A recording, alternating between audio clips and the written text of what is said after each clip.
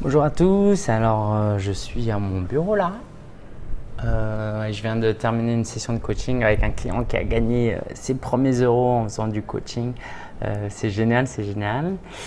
Et là il fait chaud donc ça fait du bien d'avoir un peu d'air frais. Alors j'aimerais parler d'un sujet qui me travaille depuis des mois, des années et des années et des années.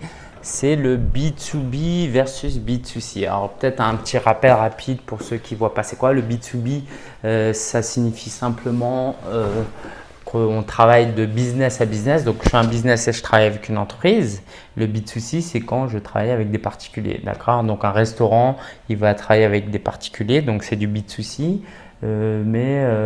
Le restaurateur qui vend des plats pour Air France dans les avions, il va faire du B2B. Donc dans mon cas, j'ai une compétence en donc communication digitale. Et je l'ai raconté auparavant, en fait, mon business a commencé à décoller à partir du moment où j'ai fait du B2B.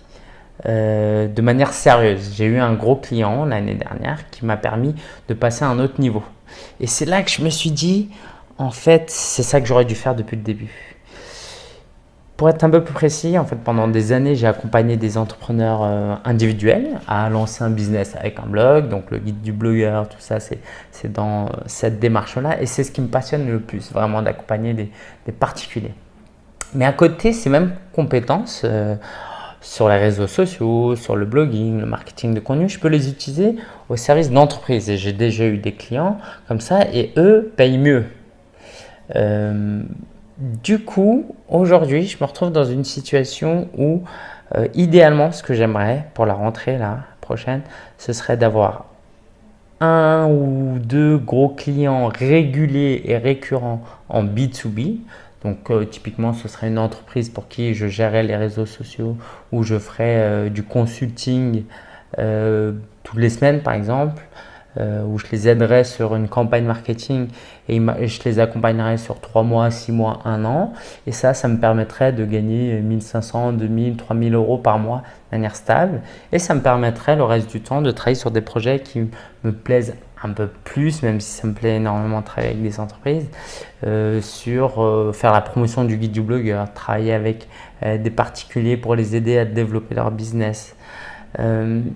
Et du coup, là, en revenant du voyage de noces, c'est compliqué parce que je me dis, qu'est-ce que je fais maintenant? Vu qu'avec le guide du blogueur, il y a quelque chose qui prend et que c'est quelque chose qu'il faut que je continue à travailler et à surfer un peu sur cette vague.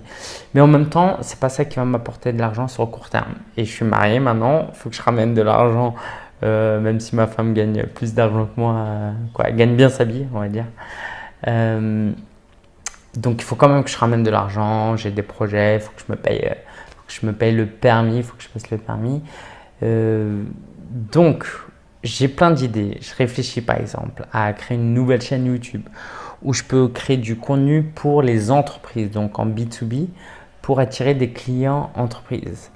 Je vais faire des formations auprès de ces entreprises. À combien je fais ça?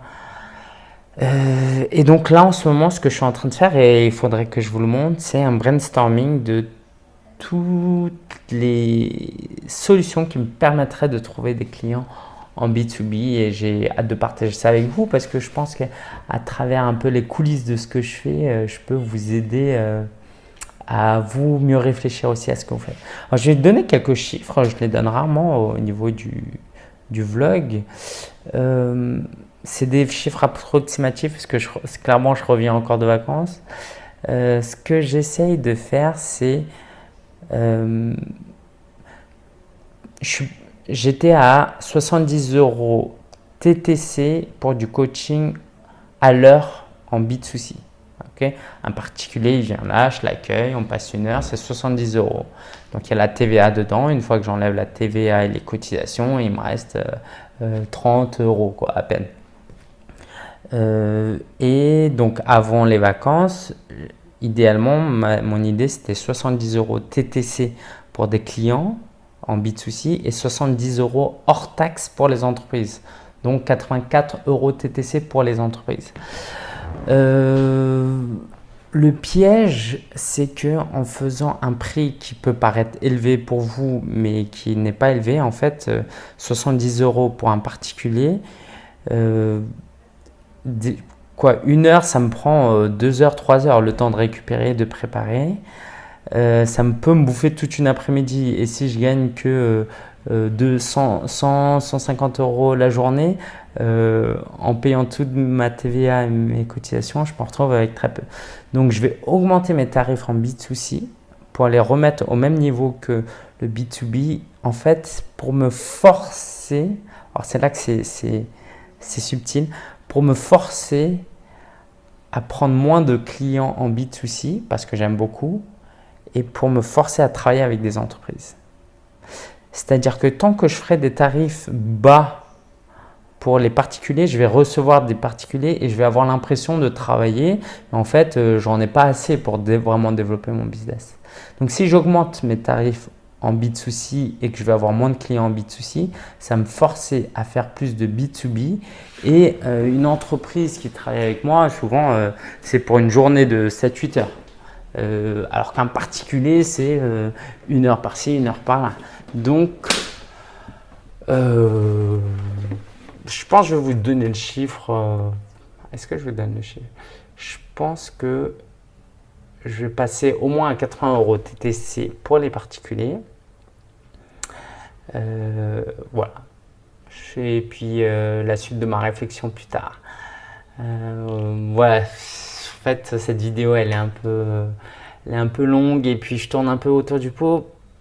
Pas parce que j'ai pas préparé la vidéo, mais parce que je voulais quand même vous faire comprendre que c'est assez flou en ce moment chez moi. La rentrée, je peux partir dans plein de directions et c'est ça aussi l'entrepreneuriat. C'est le bon côté et le mauvais côté. Le bon côté, c'est qu'on va faire plein de choses. Le mauvais côté, c'est que bah voilà, on ne sait pas par quoi commencer et on a tendance à faire un peu de chaque. Ça, c'est ma spécialité, ça, de faire un peu de chaque. Donc voilà, n'hésitez pas à partager vos réflexions avec moi et puis je vous dis à très bientôt. Ciao.